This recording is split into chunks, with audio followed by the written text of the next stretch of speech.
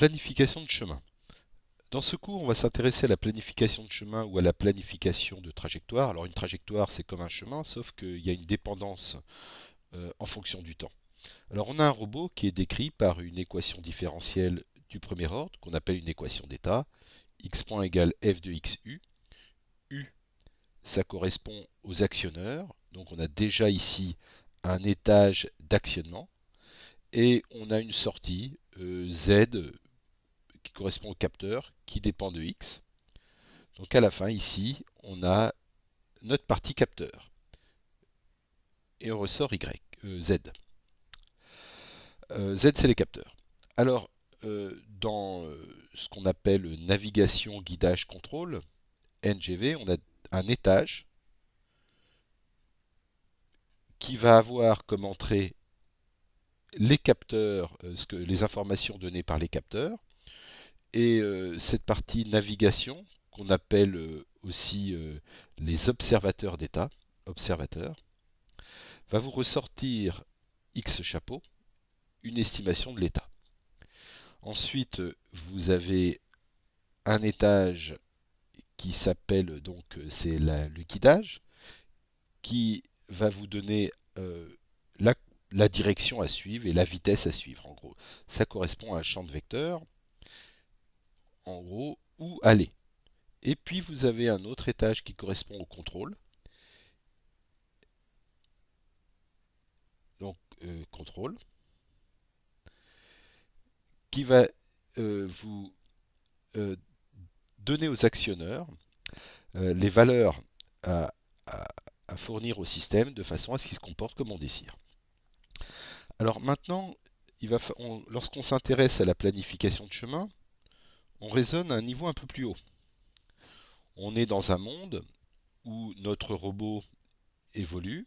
Alors voilà notre robot, il évolue, il y a des obstacles, il y a des endroits où il n'a pas le droit d'aller, et on, on essaye de trouver un chemin qui va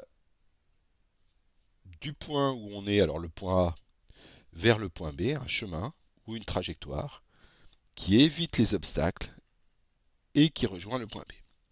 Donc nous, on est à ce niveau-là, on vient alimenter le guidage et c'est ce qu'on appelle donc la planification de chemin ou de trajectoire. Alors un exemple pour essayer de montrer comment on peut s'y prendre. Alors on va prendre la situation où on a un robot ici qui est à peu près à ce point-là, peu importe, et il doit franchir une porte à ce niveau-là. Alors, on doit planifier un chemin, une trajectoire pour aller de là vers là. Donc, on voudrait qu'il passe en plein milieu, qu'il traverse cette porte avec une certaine vitesse que je vais appeler V. Et en gros, on va essayer de trouver un chemin type voilà, qui est à peu près, qui dépend du temps et qui va ressembler à peu près à ça. En effet, pour avoir plus de chances de passer la porte, on a intérêt à passer de façon perpendiculaire à cette porte. Au début, peu nous importe, c'est-à-dire que si on a une phase transitoire parce que le robot n'est pas exactement à la position désirée, on peut imaginer qu'il va rejoindre sa position et puis ensuite se confondre avec sa trajectoire. Donc la partie initiale, elle est un peu moins importante.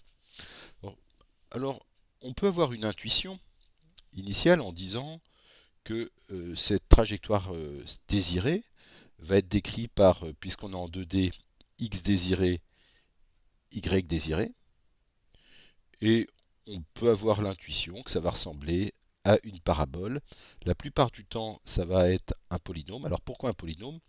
Parce qu'on sait le dériver, et en le dérivant, ben, on va être capable d'avoir les informations nécessaires pour faire une commande de linéarisation par bouclage. En effet, la dérivée des consignes, qui elle dépend du temps, est demandée par la plupart des méthodes non linéaires. Alors, je vais prendre cette forme-là, AY t au carré plus byt plus cy. Donc ça, c'est pour... Voilà.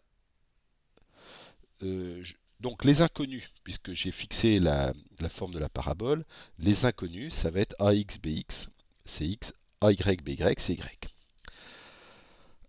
Alors, là, on va considérer que ce point-là, ça va être la, bon, la position initiale estimée. Je vais appeler ça x0, y0. Je le connais. Et puis ici, je vais considérer que ce point-là, ça va être, je veux être là à l'instant t1, c'est ce qui est demandé. Et puis, je vais avoir les coordonnées de ce point-là, qui vont x1, y1.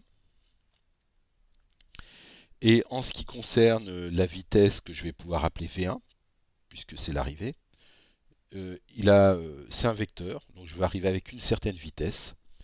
Donc je vais dire que c'est euh, Vx1 comme coordonnée, Vy1. Donc ce qui est connu ici, ça va être cette vitesse désirée, le point d'arrivée, le temps d'arrivée et une estimation de la position initiale. Alors, je sais ce que je veux, maintenant il va falloir le résoudre. Et ce qu'on va montrer sur cet exemple-là, mais qui va se généraliser, c'est qu'on arrive à formaliser ce problème-là avec des équations linéaires. Alors, tout d'abord, en ce qui concerne mes équations, je sais que à l'instant t égale 0, donc t il est là, à l'instant t égale 0, ben, xd, yd, tous les deux, cx, cy. Et donc, je veux que cx et cy soient tous les deux égaux à x0, y0. Donc, je vais avoir cx égale x0 et cy égale y0. Ensuite, je veux qu'à l'instant t1, que je connais, je me trouve ici. Donc en x1, y1. Ça va se traduire par l'équation suivante. ax t1 au carré plus bx t1 plus cx égale x1. Et de la même façon, je vais avoir ay t1 au carré plus by t1 plus cy égale y1. Alors on remarque que je suis pour l'instant toujours linéaire en mes inconnus. Donc ici elles apparaissent puisque...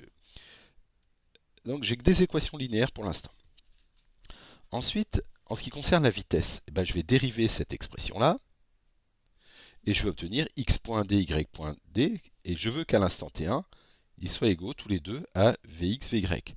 Donc ça va se traduire par l'équation suivante. Alors je dérive 2ax t1 plus bx plus vx1, non, égal à vx1. Et enfin ici, 2ay t1 plus by est égal à vy1.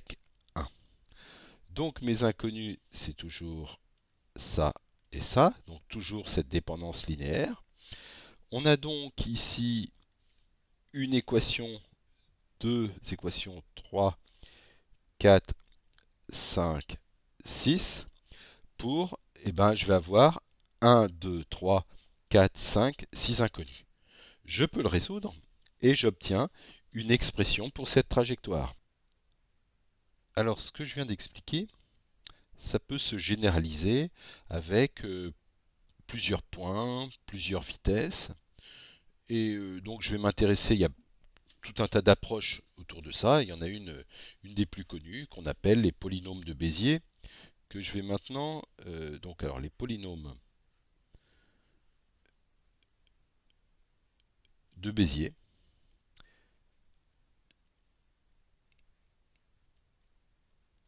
Et maintenant, je vais vous parler de ces polynômes et en quoi ça généralise l'approche précédente.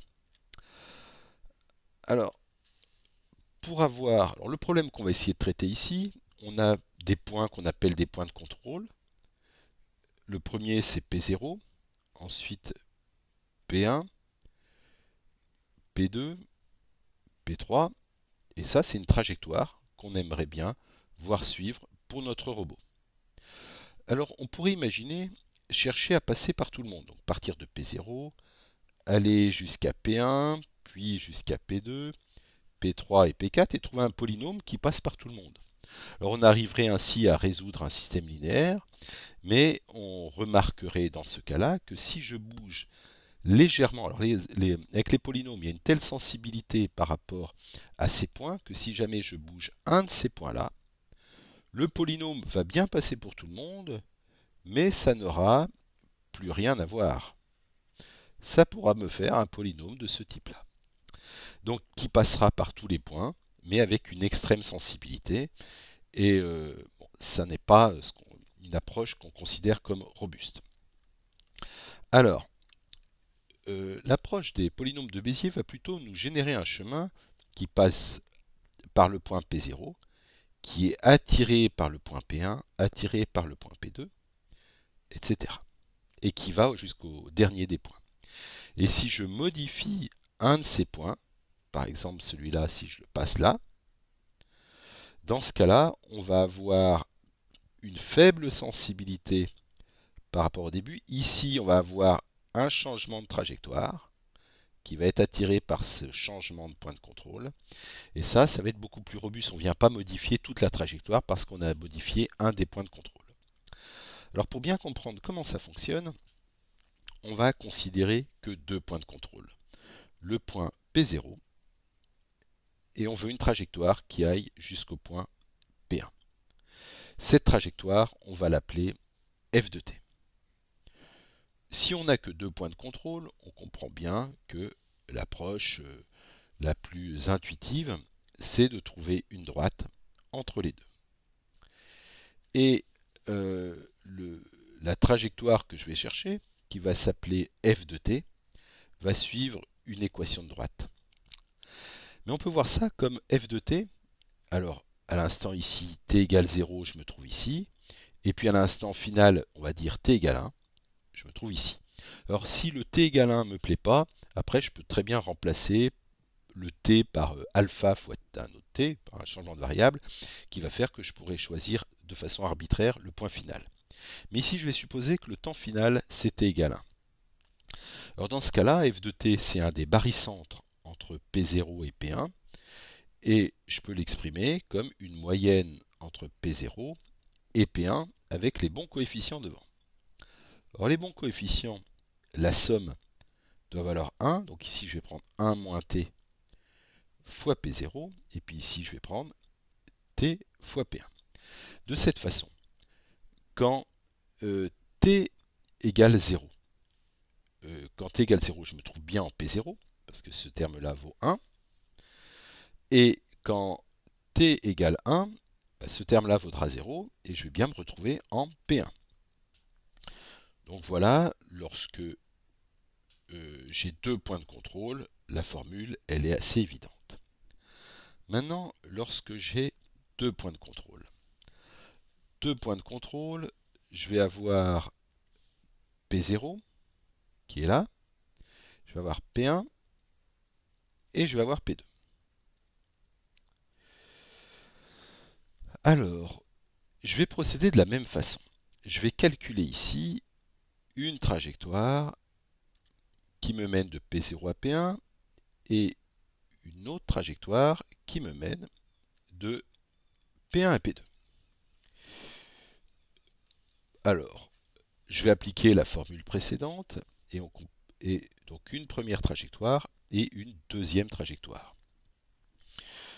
Le point qui va être ici, je vais l'appeler P01. Le point qui est là, donc qui va aller de P1 vers P2, je vais l'appeler P12.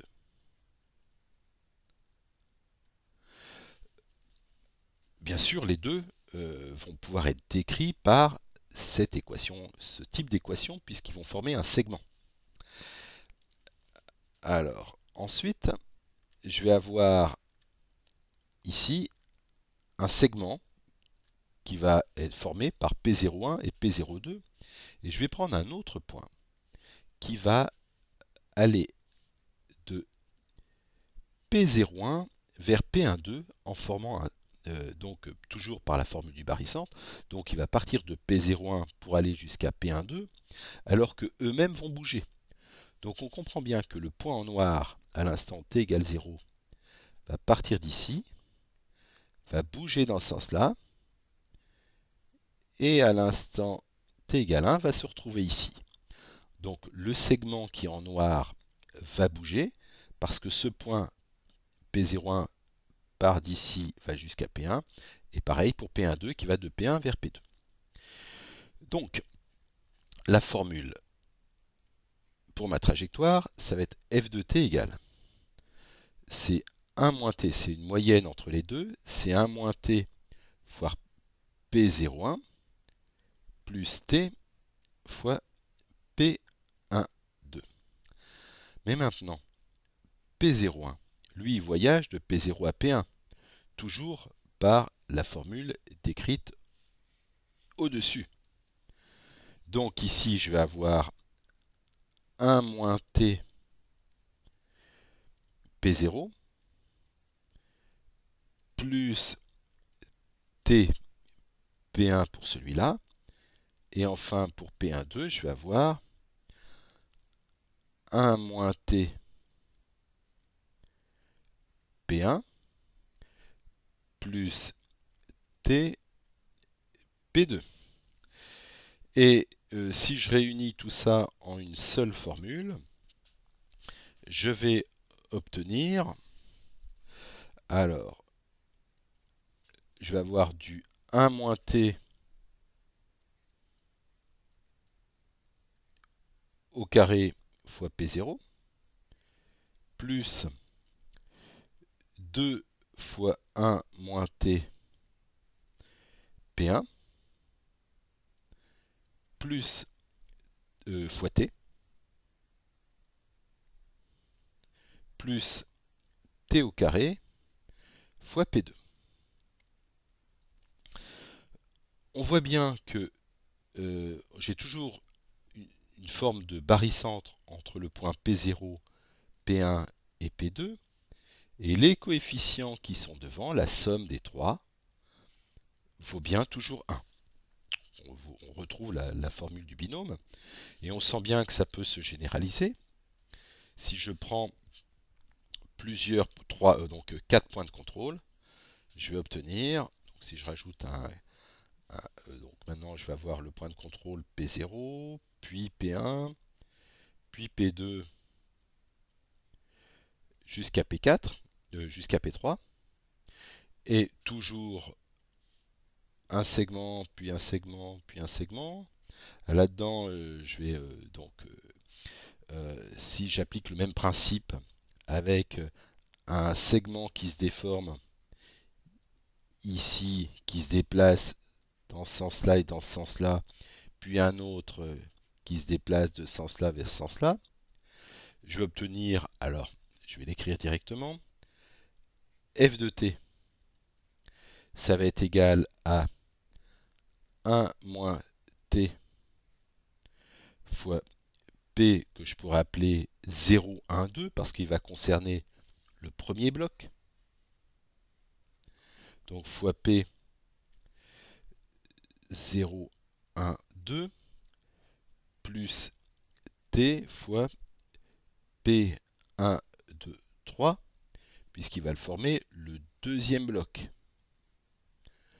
Donc c'est un barycentre entre ces deux-là. Ce qui va être égal à, ici je vais avoir ce terme-là, et bien là je vais pouvoir appliquer la formule que j'ai obtenue juste au-dessus. Donc je rappelle, si vous voulez, que c'était du 1 moins t fois P01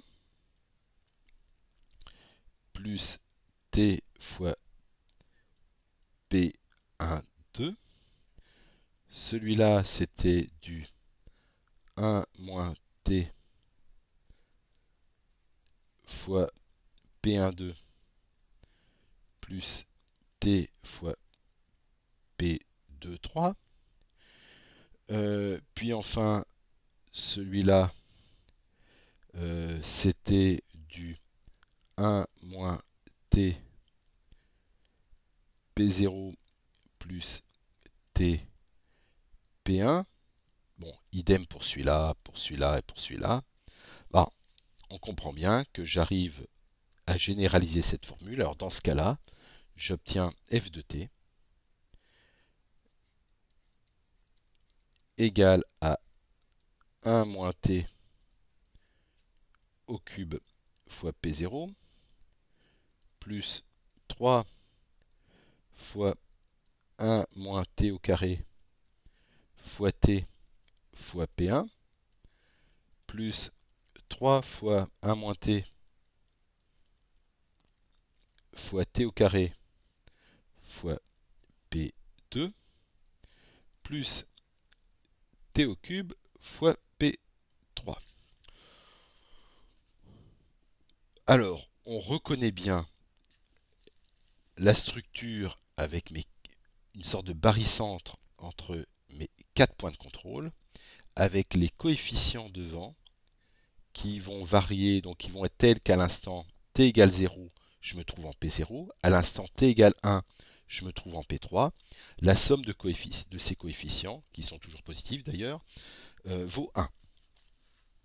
Si je généralise ça pour n points de contrôle, donc pour n quelconque, j'obtiens f de t qui vaut la somme. Alors la formule bien connue, la formule du binôme, n moins i factoriel fois 1 moins t puissance n moins i t puissance i fois pi, i allant de 0 jusqu'à n. Je retrouve ici à nouveau une sorte de barycentre entre tous mes points de contrôle. Ces coefficients que l'on voit ici, c'est les coefficients qui sont des polynômes en fonction du temps. Alors, polynôme ici de degré n. Donc ça, c'est le ième polynôme, puisqu'il dépend de i. Il est de degré n. Il dépend du temps t. C'est les qui correspondent aux coefficients qui vont former le barycentre entre ces pays. Et c'est ce qu'on appelle, puisque c'est des polynômes, donc polynômes de Bernstein. Donc Bernstein. Voilà. Alors, on va pas...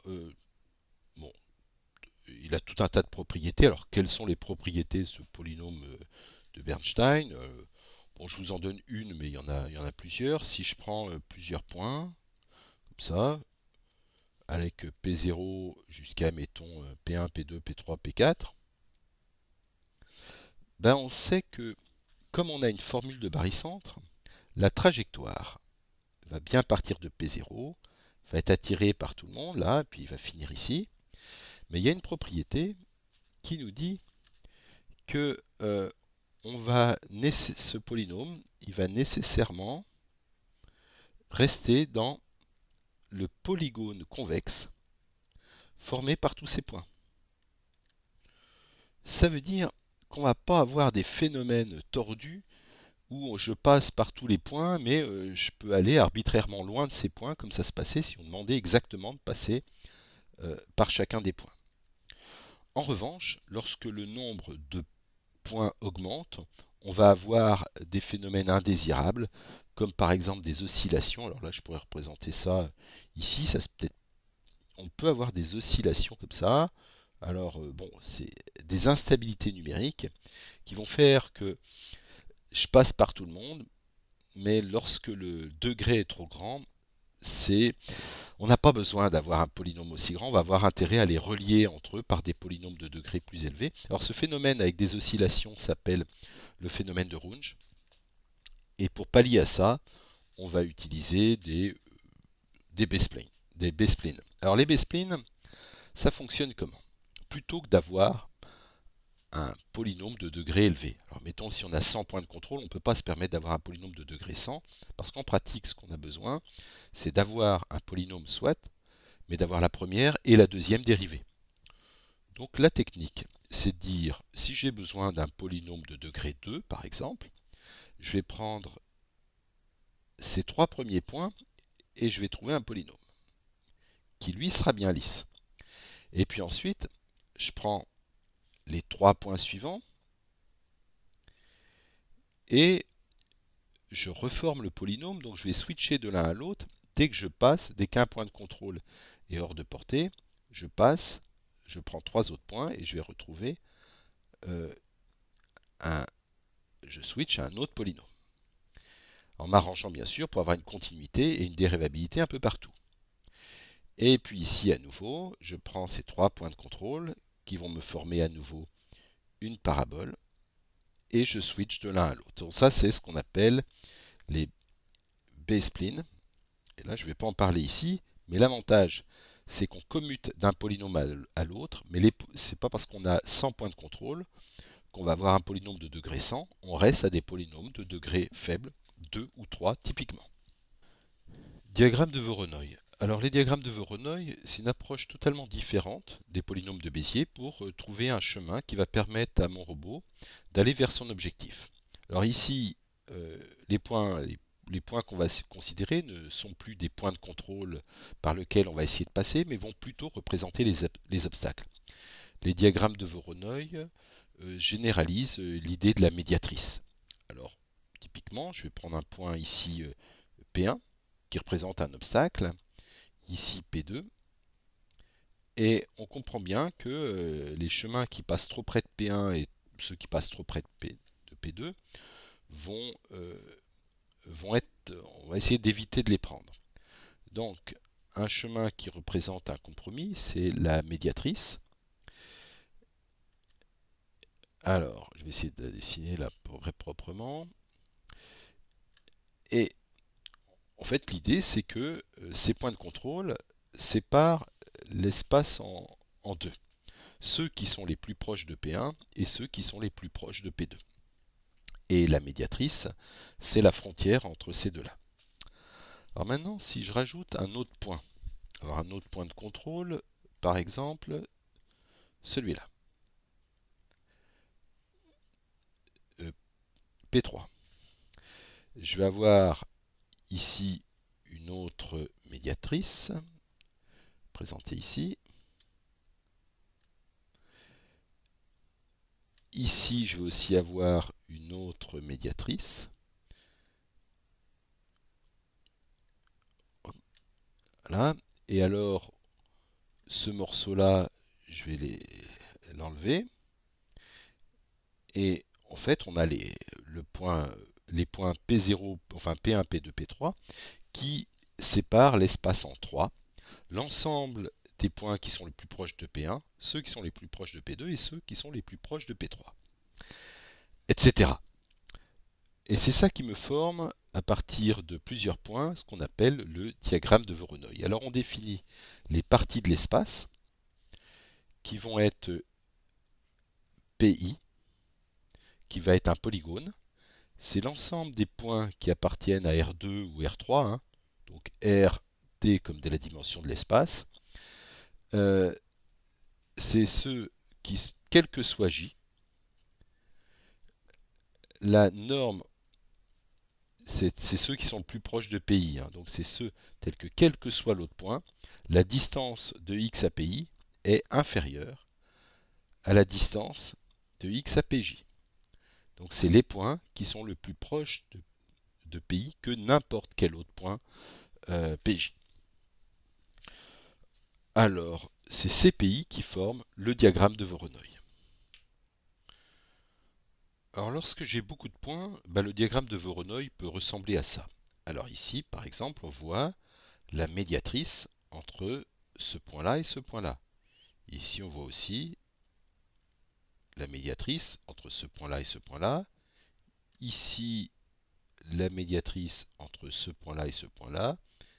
Et ici, ce morceau-là, c'est toujours la médiatrice entre ce point-là et ce point-là.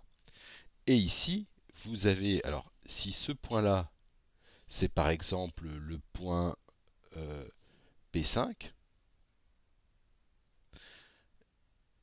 et bien le polygone qui est là, c'est l'ensemble qu'on avait appelé, c'est l'ensemble des points qui est le plus proche de P5, c'est l'ensemble qu'on avait appelé P5. Voilà. Alors maintenant, un des autres concepts importants, ça va être la triangulation de Delaunay qu'on va essayer d'expliquer sur ce dessin-là. Alors, ici, je vais illustrer ce qu'on appelle la triangulation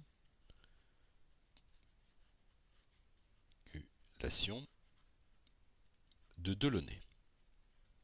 C'est aussi un concept important en robotique. On va essayer de comprendre pourquoi. Delaunay. Alors, on a vu que chaque point de P1, Pn forme un polygone. Si deux polygones sont voisins, je vais relier les points associés par un segment. Donc celui-là est voisin de celui-là, donc je vais le relier ici. Donc je rappelle que chaque point que vous voyez ici en violet est associé à un polygone. Deux polygones sont voisins s'ils ont un morceau de frontière en commun. Donc ces deux polygones sont voisins, je les relie de cette façon-là, celui-là est voisin de celui-là, etc. Alors il y en a qui sont plus complexes à voir parce que on voit que sur une partie limitée de l'espace, mais par exemple ce point-là est voisin de celui-là, parce que on comprend bien que si je remonte plus loin ici et là, et ben ce polygone-là va bien finir par intersecter celui-là. Donc celui-là est voisin de celui-là, celui-là est aussi voisin de celui-là, et voilà ce qu'on obtient si on relie chacun des points associés à tous les polygones voisins. Alors cette triangulation, on pourrait imaginer beaucoup d'autres triangulations, mais celle-ci, elle est assez homogène. Elle est assez sympathique puisqu'elle évite d'avoir des triangles trop allongés. Bien sûr, il en existe, comme celui-là par exemple, ou celui-là. Mais on aurait du mal à faire beaucoup mieux, et notamment la triangulation de Delaunay possède la propriété suivante. Si je prends trois points d'un même triangle, parce que c'est l'ensemble des triangles qui forment cette triangulation, si je prends trois points d'un même triangle, et si j'ai fait passer le cercle circonscrit à ces trois points, alors j'ai pris ces trois points, mettons que je prends le cercle circonscrit que vous voyez ici, et bien ce cercle ne contient aucun des autres points. Et ça va favoriser les triangles moins allongés. Alors je vais essayer d'expliquer ça sur un exemple. Imaginons que je dispose de trois points. Alors je vais prendre un point ici, un point là, un point là et un point là. On peut avoir deux triangulations possibles. Alors je vais ici commencer par la mauvaise. La mauvaise, celle-là, celle-là. On va voir celle-là, celle-là et celle-là. Alors on voit clairement que le cercle circonscrit à cette donc les deux cercles qui vont correspondre, mettons, à ces trois points du haut ou les trois points du bas, vont contenir l'autre. Donc cette triangulation ne sera pas retenue par la triangulation de Delaunay. En revanche, si j'avais pris cette triangulation-là, j'aurais obtenu la bonne propriété de la triangulation de Delaunay. Donc on a tendance à favoriser les triangles qui sont peu allongés. Alors on va utiliser fréquemment en robotique ce type de triangulation pour représenter les lacs, la mer, la terre, les zones où on a le droit d'aller, les routes, etc. Et ça va être relié, bien évidemment, on va essayer de trouver nos chemins à l'intérieur d'une zone qui sera représentée par ces triangles de Delaunay. Et pour cela, on va utiliser le diagramme de Voronoi et des algorithmes de graphes à l'intérieur pour trouver les chemins les plus courts. Et une, une méthode couramment utilisée pour trouver le chemin le plus court, ça va être celle utilisée dans vos GPS de voiture. Ça peut être l'algorithme de Dijkstra ou l'algorithme A étoile. Bon, ça sort du cadre de ce